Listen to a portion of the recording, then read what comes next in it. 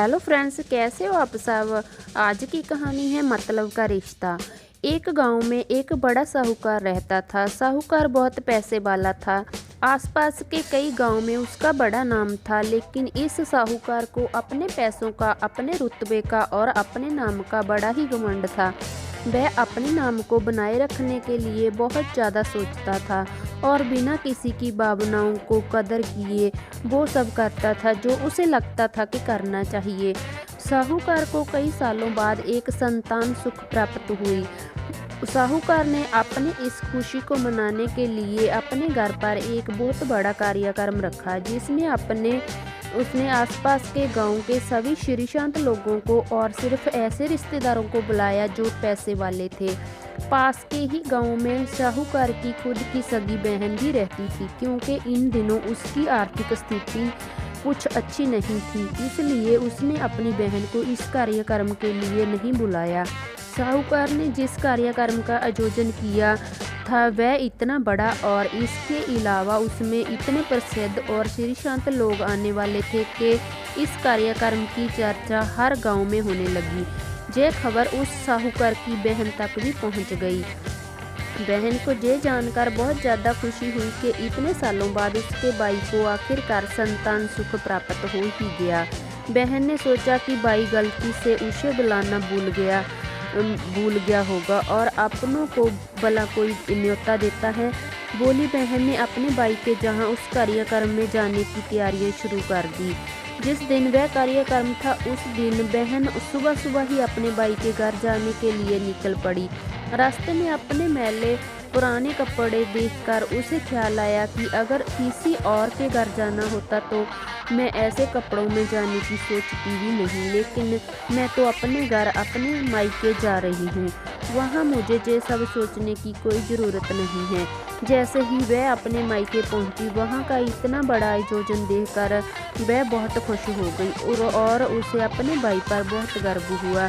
वहाँ पर वह जल्दी से जल्दी अपने भाई को मिलकर उसकी खुशी में शामिल होना चाहती थी। वह तुरंत सीढ़ियाँ चढ़कर घर के अंदर प्रवेश कर गई।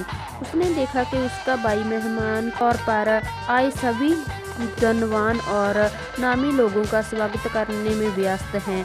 बहन जैसे ही अपने भाई की तरफ उससे मिलने के लिए बढ़ी, उसके भाई की नज़रें उस पर पड़ गई और अपनी बहन को ऐसे मैले पुराने कपड़ों में देखकर भाई ने उसे मिलना तो दूर बल्कि तुरंत बहाना बनाकर वहां से निकल गया। बहन ने सोचा इतने लोगों के बारे में बेचारा एक अकेला भाई क्या करे, जरूर उसे कुछ काम याद आ गया होगा, इसलिए वहां से चला गया होगा। बहन बाद में अपनी भाभी से मिलने गई। भाभी ने उसका स्वागत किया और उसे खाना खाने के लिए आग्रह किया। बहन ने सोचा ठीक है, पहले खाना खा लेती हूँ, फिर बाद में आराम से भाई से मिल लूँगी। बहन खाना खाने के लिए पंगत में बैठी। साहूकार ने देखा कि अपने सभी धनवान मेहमानों के बीच उसकी गरीब बहन बैठी हुई है। सभी कीमती पोशाक पहने लोगों के बीच उसकी बहन जो पुराने मैले कपड़े पहनकर बैठी थी, यह साहूकार से देखा नहीं गया। उसने अपनी बहन को अपने पास बुलाया, भला बुरा सुनाया और वहां से जाने के लिए बोला। बहन ने अपने सपने में भी नहीं सोचा था कि उसके साथ कभी ऐसा व्यवहार भी हो सकता है और वह भी उसके खुद के मायके में। अपना अपमान होने के बाद बहन तुरंत अपने घर ससुराल जाने के लिए चल पड़ी। बहन इस बात को पचा ही नहीं पा रही थी कि उसके अपने भाई ने उसके साथ इतना बुरा व्यवहार किया। उसकी आंखों में आंसू नहीं थम रहे थे। रास्ते में उसे अपनी पुरानी सहेली मिली। उस सहेली ने उसे रोने का कारण पूछा। हालांकि बहन उसे कुछ नहीं बताना चाहती थी, लेकिन सहेली के बार बार पूछने पर उसने उसके साथ हुई सारी घटना उसे बता दी। उसकी सहेली एक समझदार महिला थी और काफ़ी प्रैक्टिकल सोचने वाली थी।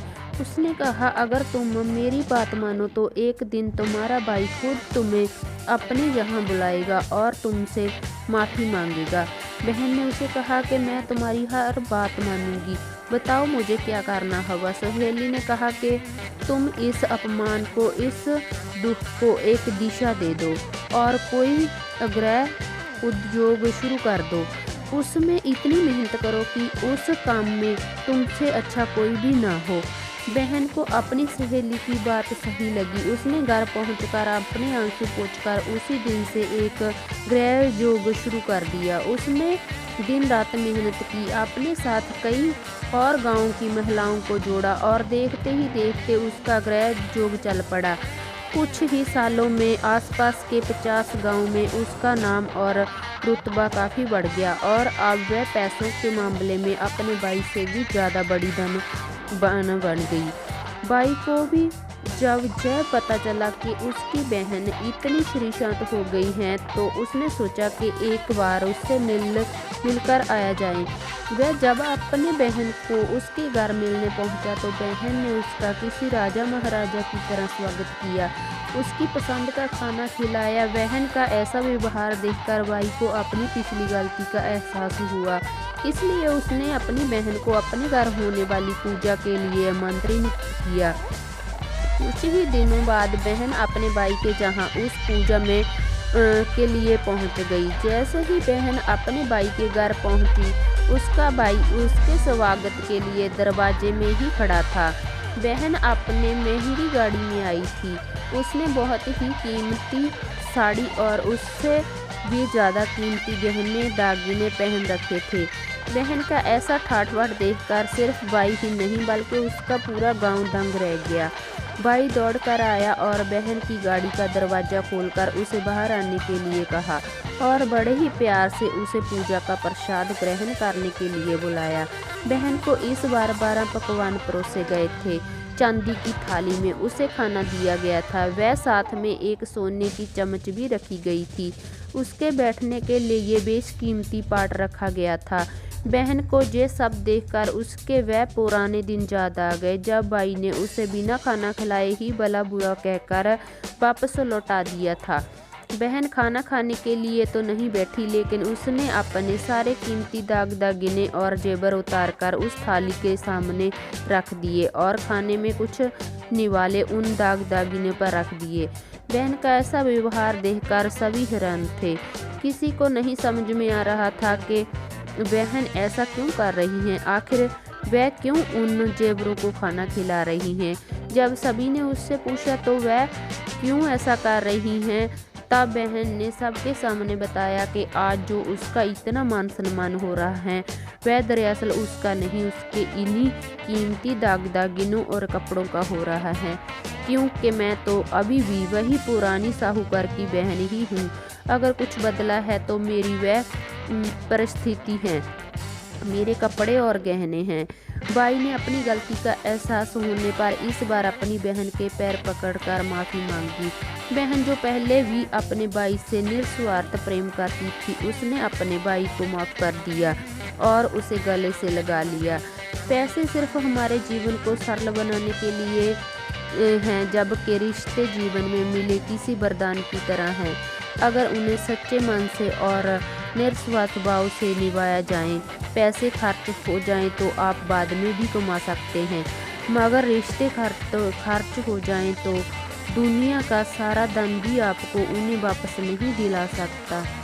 पूरी कहानी पढ़ने के लिए धन्यवाद आपका। कहानी कैसी लगी मुझे कमेंट में ज़रूर बताएं। अगर आपने मेरे चैनल को सब्सक्राइब नहीं किया है तो चैनल को सब्सक्राइब करें ताकि मेरी आने वाली हर वीडियो आप तक सबसे पहले पहुंच सके।